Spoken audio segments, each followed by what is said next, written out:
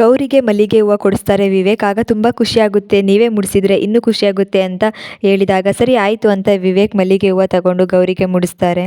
ತುಂಬ ಖುಷಿ ಆಯಿತು, ನೀವು ಇಷ್ಟೆಲ್ಲ ಬದಲಾಗಿರೋದನ್ನು ನೋಡ್ತಿದ್ರೆ ನನಗಂತೂ ನಂಬಕ್ಕೆ ಆಗ್ತಿಲ್ಲ. ಹೂ ಮುಡಿಸ್ತೀರಾ ನನಗೋಸ್ಕರ, ಇಷ್ಟೆಲ್ಲ ಪ್ರೀತಿಯಿಂದ ಕಾಳಜಿ ತೋರಿಸ್ತೀರಾ ಅಂತ ಗೌರಿ ಹೇಳ್ತಾರೆ. ಆಗ ಕಾರ್ ನಿಲ್ಲಿಸಿದ ತಕ್ಷಣ ಏನಾಯಿತು ಅಂತ ಗೌರಿ ಕೇಳ್ತಾರೆ. ಏನಾಯಿತು ಅಂದರೆ ಮನೆ ಬಂತು ಅದಕ್ಕೆ ಅಂತ ವಿವೇಕ್ ಹೇಳಿದಾಗ ಸರಿ ಆಯಿತು ಒಳಗೆ ಬನ್ನಿ ಅಪ್ಪ ಅಮ್ಮನ ಹತ್ರ ಮಾತಾಡಿಸ್ಕೊಂಡು ಆಮೇಲೆ ಹೋಗಿ ಅಂತ ಗೌರಿ ಹೇಳಿದಾಗ ಇಲ್ಲ ನನಗೆ ಮೀಟಿಂಗ್ ಇದೆ, ನಾನು ಹೋಗಬೇಕು, ನೀನು ಹೋಗಿದ್ದು ಮಾತಾಡಿಕೊಂಡು ಬಾ ಅಂತ ವಿವೇಕ್ ಹೇಳ್ತಾರೆ. ಆಗ ಗೌರಿ ಹೋಗಿದ ತಕ್ಷಣನೇ ಕಾಂತಲಕ್ಷ್ಮಿ ಮತ್ತು ಗೌರಿ ತಂದೆ ಎಲ್ಲರೂ ಏನೋ ಮಾತಾಡಿಕೊಂಡು ದುಡ್ಡಿಗೆ ಹೇಗಾದರೂ ವ್ಯವಸ್ಥೆ ಮಾಡಬೇಕು ಅಂತ ಯೋಚನೆ ಮಾಡ್ತಿರ್ತಾರೆ. ಕಾಂತಲಕ್ಷ್ಮಿ ಓಲೆನ ಅಡ ಇಡಬೇಕು ಅಂತ ಕೊಟ್ಟಿದ ತಕ್ಷಣನೇ ಇದೆಲ್ಲ ಯಾಕೆ ಬೇಡ, ಬೇರೆ ಏನಾದರೂ ಯೋಚನೆ ಮಾಡೋಣ ಅಂತ ಗೌರಿ ತಂದೆ ಹೇಳ್ತಾರೆ.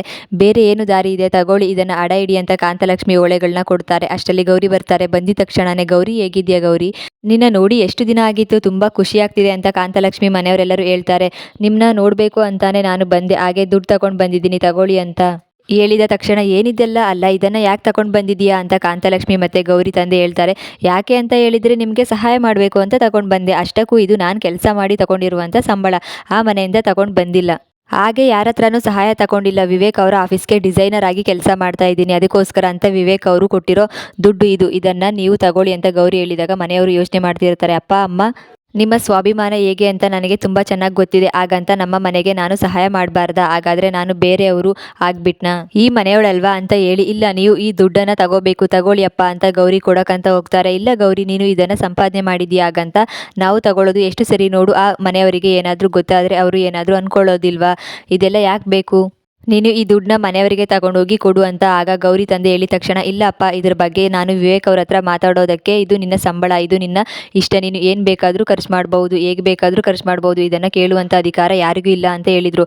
ಅದಾದಮೇಲೆ ನಾನು ತಗೊಂಡು ಬಂದು ನಿಮಗೆ ಕೊಡ್ತಾ ಇರೋದು, ನೋಡಿ ಇದು ನನ್ನ ಮನೆ, ನೀವೆಲ್ಲ ನನ್ನವರು, ಅದಕ್ಕೆ ಸಹಾಯ ಮಾಡ್ತಾ ಇದ್ದೀನಿ, ತಗೊಳ್ಳಿ ಅಂತ ಗೌರಿ ದುಡ್ಡನ್ನು ಕೊಟ್ಟಿದ ತಕ್ಷಣವೇ ಆಗ ಅದನ್ನು ನಿಮ್ಮ ಅಮ್ಮನ ಹತ್ರನೇ ಕೊಡು ಅಂತ ಗೌರಿ ತಂದೆ ಹೇಳ್ತಾರೆ. ದುಡ್ಡು ಕೊಟ್ಟಿದ ತಕ್ಷಣ ಅಷ್ಟಕ್ಕೂ ನಿಮ್ಮ ಕೈಯಲ್ಲಿ ಏನಿದೆ ತೋರಿಸಿ ಅಪ್ಪ ಅಂತ ಹೇಳಿದ ತಕ್ಷಣವೇ ಕಾಂತಲಕ್ಷ್ಮಿ ಓಲೆ ಇರುತ್ತೆ, ಅದನ್ನು ನೋಡಿ ಏನಪ್ಪ ಅದಕ್ಕೆ ನೀವು ಕೈ ತೋರಿಸ್ತಿಲ್ಲ, ಈ ಓಲೆಗಳನ್ನ ಅಡ ಇಡಬೇಕು ಅಂತ ಹೋಗ್ತಿದ್ರಾ, ಇಲ್ಲಪ್ಪ ಈ ಓಲೆಗಳು ಅಂದರೆ ಅಮ್ಮನಿಗೆ ತುಂಬ ಇಷ್ಟ, ಇದನ್ನು ವಾಪಸ್ ಅಮ್ಮನಿಗೆ ಕೊಡ್ತೀನಿ ಅಂತ ಹೇಳಿ ಆಗ ಓಲೆಗಳನ್ನ ತೆಗೆದು ಕಾಂತಲಕ್ಷ್ಮಿಗೆ ಕೊಡ್ತಾರೆ. ತುಂಬ ಖುಷಿಯಾಗುತ್ತೆ, ನಿಜವಾಗ್ಲೂ ನನ್ನ ಜೀವನದಲ್ಲಿ ನಿನ್ನಂಥ ಮಗಳನ್ನ ಪಡೆದಿರೋದಕ್ಕೆ ತುಂಬ ಪುಣ್ಯ ಮಾಡಿದ್ದೀನಿ, ಹಾಗೆ ನಮ್ಮ ಮನೆಯ ಮಹಾಲಕ್ಷ್ಮಿ ನೀನು ಅಂತ ಹೇಳಿ ಕೈ ಮುಗಿದು ಕಾಂತಲಕ್ಷ್ಮಿ ಮನೆಯವರೆಲ್ಲರೂ ಧನ್ಯವಾದ ಹೇಳಿದ ತಕ್ಷಣವೇ ಅಮ್ಮ ಏನು ಮಾಡ್ತಿದ್ದೀರಾ, ಇದು ನನ್ನ ಜವಾಬ್ದಾರಿ, ನಮ್ಮ ಮನೆಯವರಿಗೋಸ್ಕರ ನಾನು ಸಹಾಯ ಮಾಡ್ತಿದ್ದೀನಿ, ಎಂಥ ಪರಿಸ್ಥಿತಿ ಬಂದರೂ ಏನೇ ಆದರೂ ಕೂಡ ನನ್ನ ಹತ್ರ ಹೇಳಿ ಅಮ್ಮ, ದಯವಿಟ್ಟು ಈ ಥರ ಯೋಚನೆ ಮಾಡ್ತಾ ಕೂತ್ಕೋಬೇಡಿ, ಪ್ರತಿ ತಿಂಗಳು ನಾನೇ ತಗೊಂಡು ಬಂದು ದುಡ್ಡನ್ನು ಕೊಡ್ತೀನಿ ಅಂತ ಗೌರಿ ಹೇಳಿದಾಗ ಮನೆಯವರೆಲ್ಲರಿಗೂ ಖುಷಿಯಾಗುತ್ತೆ.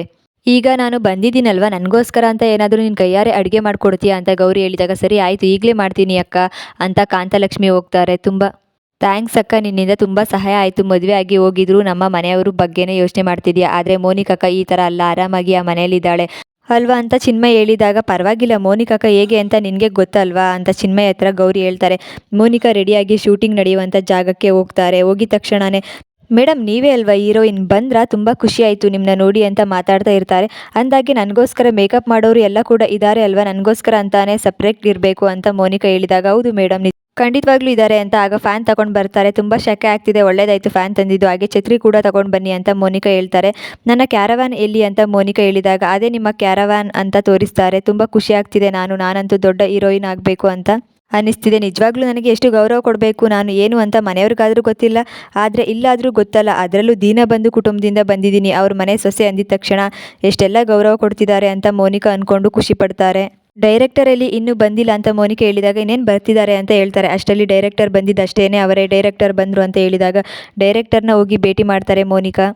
ಹಾಯ್ ಸರ್, ನಾನೇ ಹೀರೋಯಿನ್ ಮೋನಿಕಾ ಅಂತ ಹೇಳಿದಾಗ ಹಾಯ್ ಮೋನಿಕಾ ಮೇಡಮ್ ಹೇಗಿದ್ದೀರಾ, ತುಂಬ ಖುಷಿ ಆಗ್ತಿದೆ, ಅಷ್ಟಕ್ಕೂ ನಿಮ್ಮನ್ನ ನೋಡಿದ ತಕ್ಷಣ ನಾನು ನಿರ್ಧಾರ ಮಾಡಿಬಿಟ್ಟೆ, ನಾನು ಏನೇ ಪ್ರಾಜೆಕ್ಟ್ ಮಾಡಿದ್ರು ಎಲ್ಲದಕ್ಕೂ ನೀವೇ ಹೀರೋಯಿನ್ ಅಂತ ಹೇಳಿದ ತಕ್ಷಣ ಹೌದಾ, ನನಗೆ ನಂಬಕ್ಕೆ ಆಗ್ತಿಲ್ಲ, ನಿಜ ಹೇಳ್ತಾ ಇದ್ದೀರಾ, ನಿಮ್ಮಿಂದಾದರೂ ನಾನು ದೊಡ್ಡ ಹೀರೋಯಿನ್ ಆಗಿ ಬೆಳಿಬೇಕು ಅಷ್ಟೇ ಸಾಕು ಅಂತ ತುಂಬಾ ಖುಷಿಯಿಂದ ಮೋನಿಕಾ ಹೇಳ್ತಾರೆ. ಇನ್ನು ಮುಂದೆ ನನ್ನ ಗೌರವ ಏನು ಅಂತ ಮನೆಯವರೆಲ್ಲರಿಗೂ ಗೊತ್ತಾಗುತ್ತೆ, ಕೊನೆಗೂ ನಾನು ಅಂದ್ಕೊಂಡಾಗೆ ಹೀರೋಯಿನ್ ಆಗ್ತೀನಿ ಅಂತ ತುಂಬಾ ಖುಷಿ ಪಡ್ತಾರೆ. ಇಂತಹ ಇನ್ನಷ್ಟು ಸೀರಿಯಲ್ ಸಂಚಿಕೆಗಳಿಗಾಗಿ ಈ ಚಾನಲ್ನ ಸಬ್ಸ್ಕ್ರೈಬ್ ಮಾಡ್ಕೊಳ್ಳಿ, ಹಾಗೆ ಸಪೋರ್ಟ್ ಮಾಡ್ತಾ ಇರಿ.